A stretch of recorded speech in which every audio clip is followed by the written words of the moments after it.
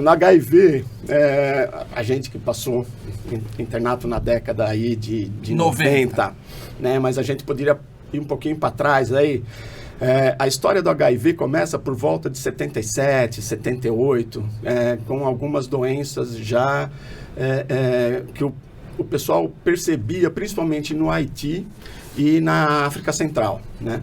Mas o primeiro caso relatado assim de HIV mesmo foi na década de 80, no comecinho da década de 80, com um paciente que teve uma pneumonia muito grave, por um fungo chamado pneumocistose, né? Nossa, e a gente viu isso um monte lá no E ali, o pessoal achava que era um caso raro, né? A pneumocistose só dava em pacientes, por exemplo, terminais de câncer, com a imunidade muito baixa, né? E só que aí apareceram outras formas, outras doenças também que não eram comuns, né? E, por exemplo, uma espécie de câncer chamado sarcoma de Kaposi, nós vimos na muito, pele, que também a gente viu muito. E aí o pessoal começou a pesquisar, porque os pacientes geralmente eram homens que faziam sexo com homens, né? E aí começou a investigar essa parte, viram que a imunidade deles era muito baixa, e é por isso que eles desenvolviam essas tipo doenças de doenças raras, né? Que eram raras naquela época, né? E foi assim que começou a ter uma pesquisa, né? Antes, se eu não me engano, o vírus foi isolado em 82, 83, né? Quer dizer, os primeiros casos, doenças esquisitas começaram a aparecer no fim da década de 70 e isolaram o vírus em 83. Tanto é que teve a briga do americano com o francês, né? O galo, isso. Né? A princípio, o francês isolou primeiro. Mas isso é uma disputa de egos, né? Enfim, e aí não sabia como falar, como que representava isso. Então, estudos foram feitos, né? Aqui no Brasil, o primeiro caso de AIDS foi na década de 80, foi em 82, por uma dermatologista que verificou um sarcoma de Kaposi, né? Que era raro. Que era raro, que também era muito raro. Então, as pesquisas, e aí, epidemiologicamente, foram percebendo que quem tinha essa doença eram homens que faziam sexo com homens, né?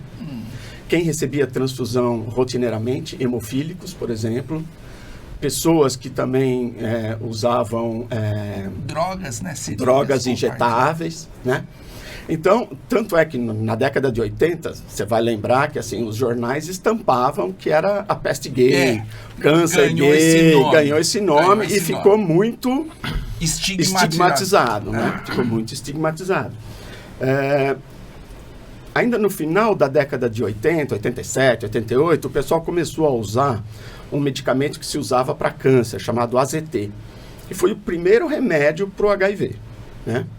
E aí a indústria farmacêutica entrou porque estava morrendo muita gente. Era uma sentença de morte. Aliás, a gente pegou essa época, né, do Emílio Ribas. Eu não sei se você chegou a ver isso lá no HC. Sim. Mas eu lembro que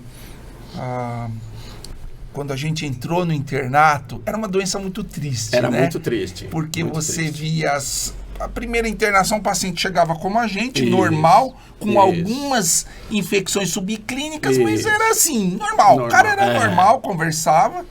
A segunda internação, ele já chegava um pouquinho mais grave, mas patinava.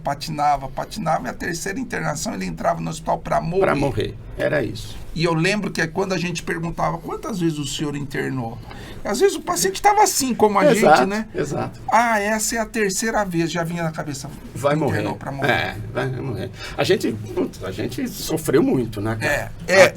A gente já estava meio escolado para a pandemia, né? Porque aquela época a gente viu muita gente morrer. O pronto-socorro era um pronto-socorro de HIV. Exatamente. E eu lembro era lotado. que foi a época em que falaram que o infecto tinha aquela fama de resolver todas as infecções. E ali caiu a realidade da infecto. Não é verdade. Né? Que não é verdade. Não é verdade. Que os pacientes começaram a morrer. E morriam sempre, né? Sempre. Não tinha... Quando o cara descobria... E aí, passar dos anos, foi feito sorologias contra o vírus, para a gente saber diagnosticar. Mais para frente, a gente começou a fazer o que a gente chama de CD4, que são os linfócitos de... Medir os linfócitos no sangue. Isso, que é Quer dizer, onde o HIV atua. Começou a mapear melhor a doença. Isso daí. Só para a gente ter uma ideia, o CD4 de uma pessoa que não tem nenhuma imunodeficiência gira em torno de 500 a 1.200. Normal, 1.500, a gente. A gente... CD4 de 4, CD4 de 2. Quer dizer, o cara não tinha combate. Não tinha nenhum. O que deixava, então, resumindo, você está falando HIV, tira o combate imunológico do indivíduo. Cara. Aí ele fica suscetível a pegar qualquer tipo de doença. Qualquer tipo.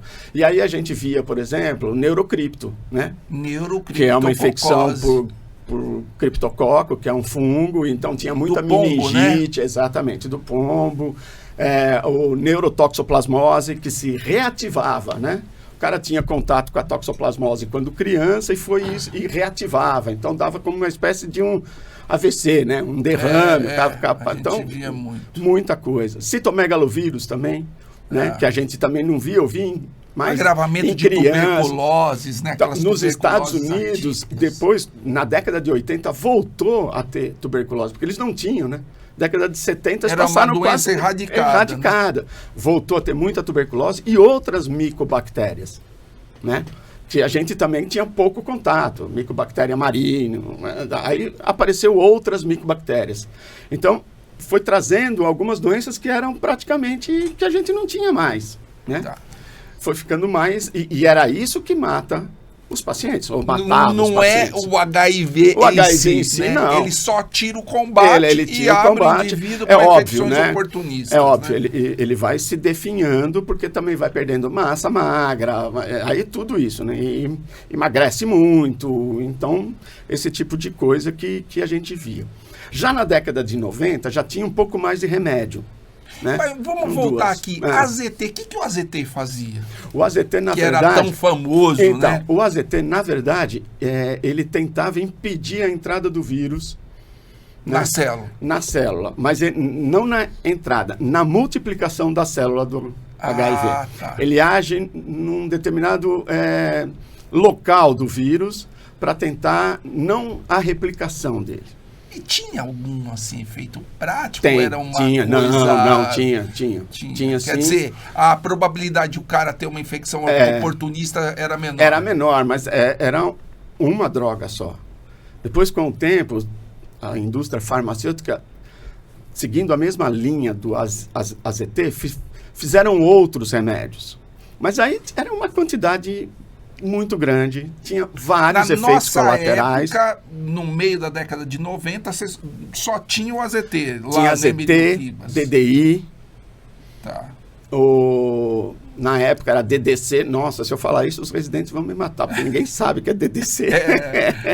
O alamivudina também começou a vir, e atuam mais ou menos no mesmo sítio. A partir da década de 90 que começaram a entrar outras drogas... No fim da década de 90, mais para o fim. Do meio para o fim. Começaram a vir outros remédios que atuam em outros setores. Porque a gente percebia que só 2 remédios... Por exemplo, um remédio não combatia. Segurava, mas não segurava muito. 2 começou a melhorar, segurar um pouco mais. Mas aí, com os estudos, principalmente americanos, o pessoal viu que tinha que ser uma coisa maior. Aí, no final, no meio, foi em 95, que começou a entrar um remédio inibidor da protease, que também mexia numa enzima chamada protease do vírus, que fazia para ele não se multiplicar. Esses inibidores de protease que ajudou muito. Isso daqui foi o grande pulo do gato. Foi o pulo do gato, foi o divisor de águas. A partir daí que a gente começou a falar em coquetel. Então, a partir do meio da década de 90, 96, o surgimento do inibidor de protease, que você virou o tal da história do coquetel que eu não vi. Exatamente. Eu não vi. Exatamente, aí sim. Eu fiquei parado no tempo. Para você ter uma ideia, só que era assim, também chegou, era o que tinha para hoje, Tem esse negócio, Então tinha muitos efeitos colaterais. Era uma quantidade gigante de comprimidos. Por exemplo, se o cara Quantos tomasse... comprimidos, mais ou então, menos? vou dar uma ideia para vocês.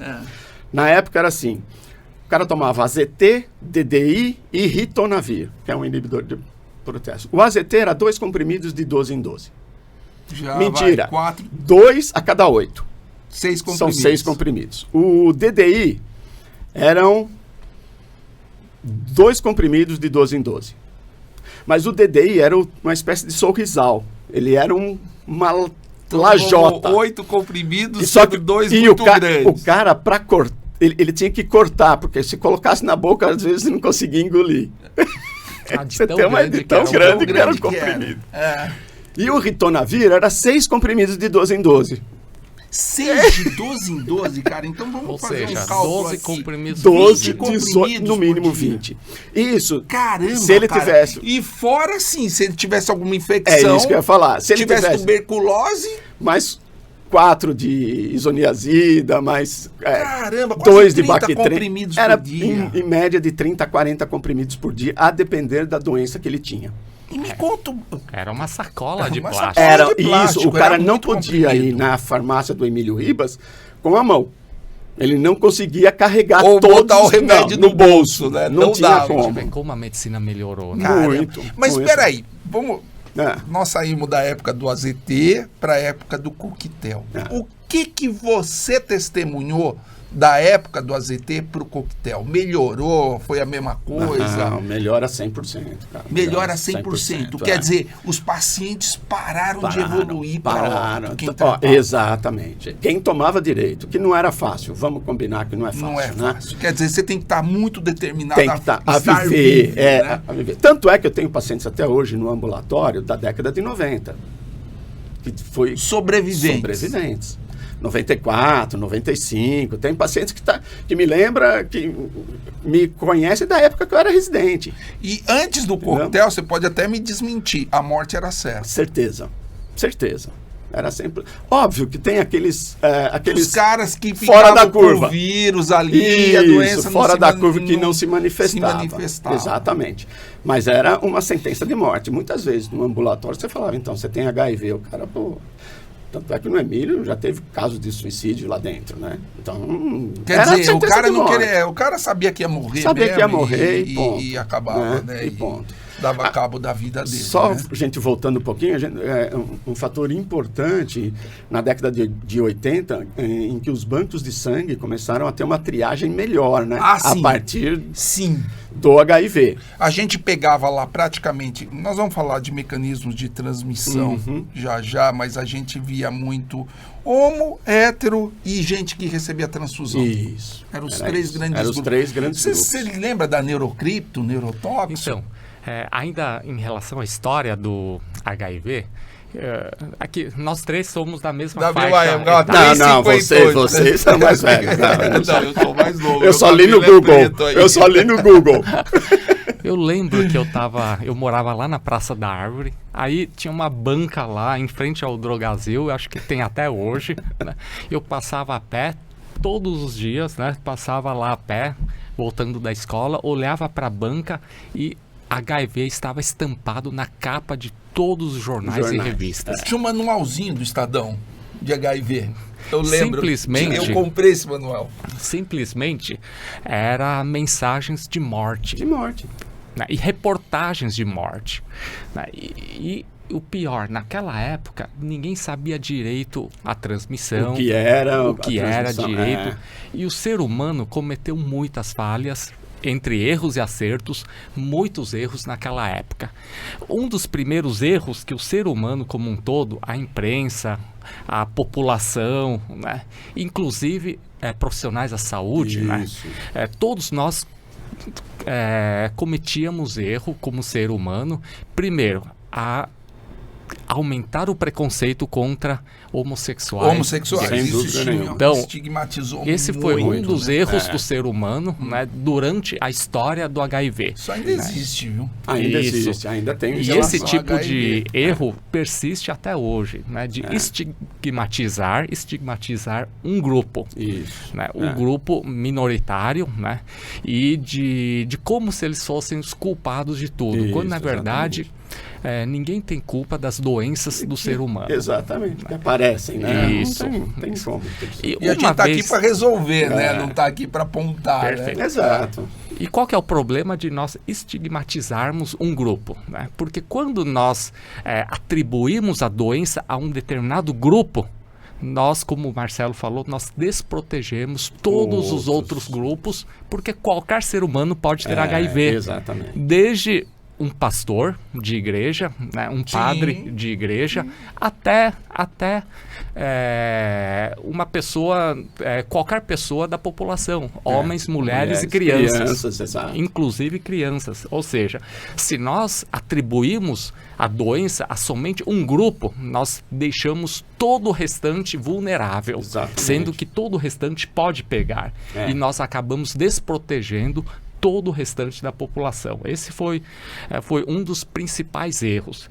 E naquela época nós já sabíamos que os hemofílicos também era população de risco.